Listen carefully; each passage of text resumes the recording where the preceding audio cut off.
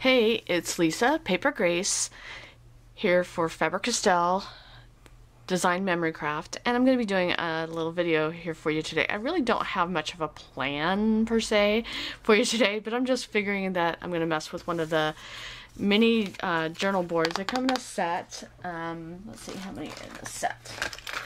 There are...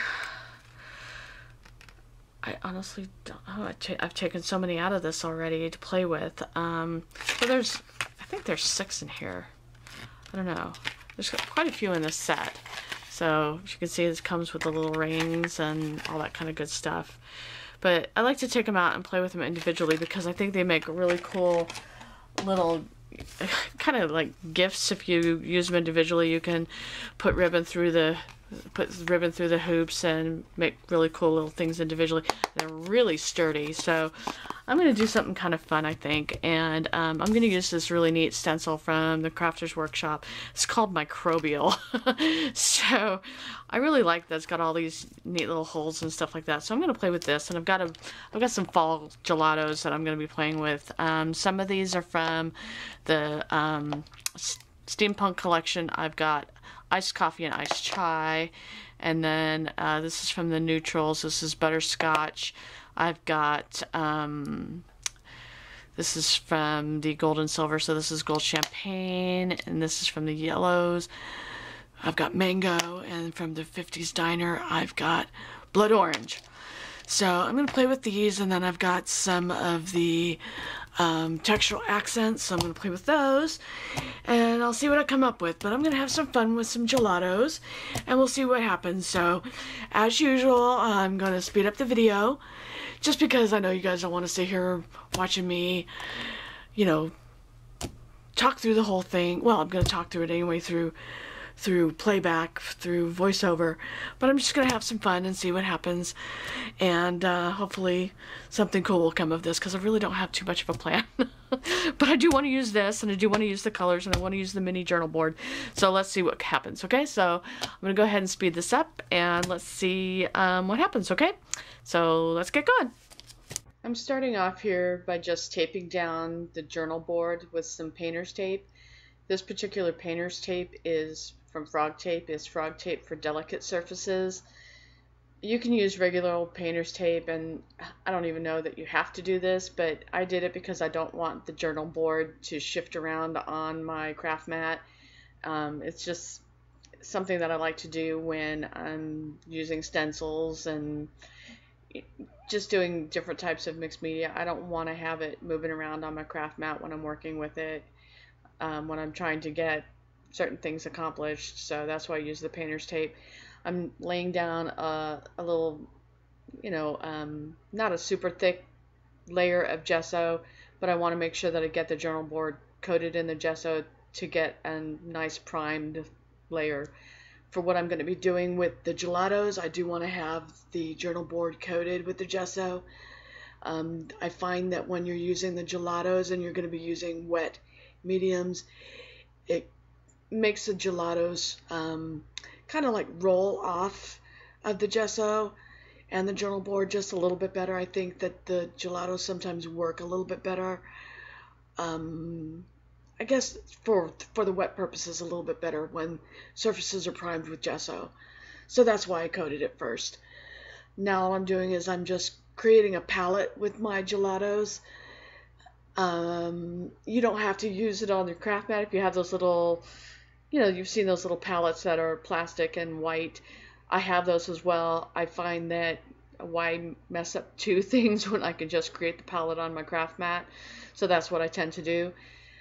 I am using my fingers through the stencil. This is, again, I think I said the Crafter's Workshop Microbial stencil. I'm using my fingers here, but I found that I wanted a more intense color, so then I just started using the gelatos directly through the stencil, and that created the look that I was trying to achieve. So I started just going directly through the stencil with the gelato, and then I started using my shop towels that I get in big bundles to blend it through there. You could use a sponge or the dot dabbers that come in the tool sets that we carry from Faber-Castell Design Memory Craft. You can use those dot dabbers, or you can use a blending tool. You can use your rags, whatever you have on hand to get it to blend better. I use the rags because I have tons of those and they work just fine, and I can wash them and reuse them. So that's what I'm using here. So I found that blending with the rag worked just perfect for me, and I can get the results that I wanted. I wanted that really intense color, and that's what I was going for. So using my finger wasn't working. I found that going directly through the stencil with the gelatos and then blending with that rag worked just perfect for me. That's the look that I was going for, so that's what I was doing here. And just working in the different areas with the different gelatos is what I was going for. So that's what I started to do. Now I'm just pulling up the frog tape, this painter's tape, and then I've got my little finished piece right there. So I kept the two top and bottom pieces because I still wanted that journal board to stay in place, but I removed the frog tape from the stencil. And then I'm just going to lay another piece of frog tape down because I want to mask off that edge of the stencil, excuse me, the edge of the part of the gelato that I just did. Now I'm just going to spray some water from our misting gelatos mist maker set, and then I realized, hey, I misted the wrong side of the stencil. Uh-oh. So I tried to lift it up, and I realized, oh my goodness, look at that, and I made a little bit of a mess. However, I feel like there's no such thing as really a mistake, so I worked with the errors that I made, and I actually really liked how it turned out because I got some really cool colored effects from it, and it worked just really well. So, a mistake is always a learning opportunity, and I liked how it worked. I got the colors that I wanted, and I was able to use the part of the stencil that I wanted to anyway by pressing down in the areas that I wanted the color from. I still got the effect that I wanted, and I got some colored areas and some different pieces that maybe I wouldn't have used. So my error kind of worked in a way that maybe I wouldn't have used anyway. So I really liked how it turned out. So, errors are always learning opportunities, and I kind of think that, there's no such thing as a mistake. So it really worked out quite well for me. So at this point, I'm just using the iced chai gelato from the Steampunk collection, and I'm just working that in between the two sections, and I'm going to try to use that to bring the two parts together because I don't want it to look like there's two actual different parts. I want to bring them together. So I'm just working that in with my finger, and again the that little mister. So I'm going to bring those two parts together to make this a complete one journal board, if that makes sense. So using the ice chai and that little mini mister, I'm going to then bring those two parts together on the one journal board. So I'm just misting it, and then you see me tapping the gelato on that little wet part with the heat tool. What I'm trying to do is I'm trying to just get it to blend on its own. So when I'm tapping it, I'm trying to get those little droplets to work on its own rather than me, getting my finger in there. But I do it anyway. There I'm tapping it. So that's what I'm doing is I'm moving those little droplets with my fingers. I'm also using gesso to kind of soften the edges a little bit. So gesso is a really, really handy tool to have. Tool texture. You can lighten up areas. You can use it as a primer. And it's a very handy thing to have. A lot of people don't know what to do with gesso. Gesso is one of those things I think everybody should have in their toolbox. Because it's a lightener, you can use it as a paint, you can use it as a corrector. I think I've said this many times, but gesso is something you just really need to have. And there you can see the shiny part of that iced chai. So I'm then going to bring in the iced coffee because I want to get a little bit more depth. So the iced coffee gelato is going to bring in a little bit more depth in that area. So there you can see me blending that in with my finger, so I'm going to get a little bit more depth. And then I'm going to use the water also to get a little bit more drip from that as well. And as you can see, because I've used those two gelatos in that section is now causing that to kind of blend all together, and it's looking a little less like two different sections, but I'm trying to make it all into kind of one area.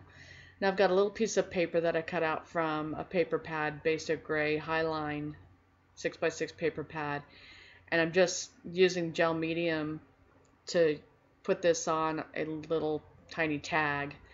So I just used the gel medium and coated a tag, and I'm just using the gel medium to go on top of the tag and then on top of the paper, and then I just used a Crop-A-Tile to repunch that hole in the tag. And I'm going to be using some Versamark and stamping on top of the tag, and some is Wow embossing powder, but it's actually an embossing glitter. So I'm going to stamp this really cool stamp that's from Technique Tuesday. It says, "Do not let what you cannot do interfere with what you can do." So I think that's a really cool quote, but I'm going to be using this embossing glitter, which is really, really pretty. So that's going to go on this tag, and then I'm going to staple the tag to the front of this journal board.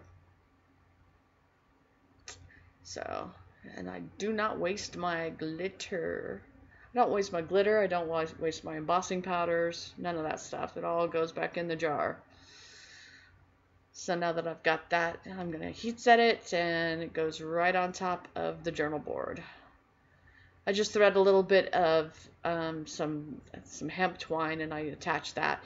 What's unfortunate is that somewhere along the line I messed up. I don't know how my camera didn't catch it or whatever, but I'm gonna put some paper crafter crayon around the edge, and somewhere I guess my camera missed it. But right now what I'm adding is I'm adding the Glass Bead glitter gel, and this is such a fantastic product. And what I like to do is I like to add it around the edges because it's so shiny and it adds a really awesome texture. I like to use my fingers, and I go around the edges, and I just add it in different areas for interest, and it picks up the color underneath. You can also mix it with your gelatos. If you add a little bit of water to your gelatos and get that color on there, it's really something cool. So now in this section you can see where there's a little bit more darker areas around the edge. That's where I added that paper crafter crayon. I have this little tiny iron. It's not like a real iron, but it's like a melting iron of some kind. I don't even know what the brand is, but I added that paper crafter crayon to there, melted it, and put it around the edges. I put it on the tag, and I put it on the center to kind of deepen up those areas. So that's where I did that. I'm sorry you guys missed it. I don't know what my camera did at that point. Now this point right here, I'm dyeing some seam binding ribbon with my gelatos. I added the gelatos down in the center. It was the iced chai, the iced coffee, and the blood orange. I added those to my craft mat and some water, and I'm just dyeing the seam binding ribbon with my gelatos. And I wanted the color to be pretty saturated, so I added a lot of color. Because what happens when you heat set it to dry the seam binding ribbon, the ribbon will turn out lighter. So as I'm heat setting it, the ribbon does lighten up. As you'll see in the beginning when the color was really saturated, and then after I dry it, it does lighten up quite a bit. So if you want a really dark ribbon, you want to add a lot of color, because as you dry it, it will lighten up. So I'm just looping it through those holes at this point in time. And I wanted it to go like, kind of like, I hate to call it zigzag, but I wanted it to kind of loop through. So I had to redo it at this point, but you know, there you go. And then I'm just going to tie it in a bow, and there you go, it's all finished. So I hope you guys enjoyed the video and learned a couple of things. Don't be afraid of your mistakes. Here's my supply list, and I hope if you enjoyed it, you give me a thumbs up and subscribe. Thanks for watching. Bye.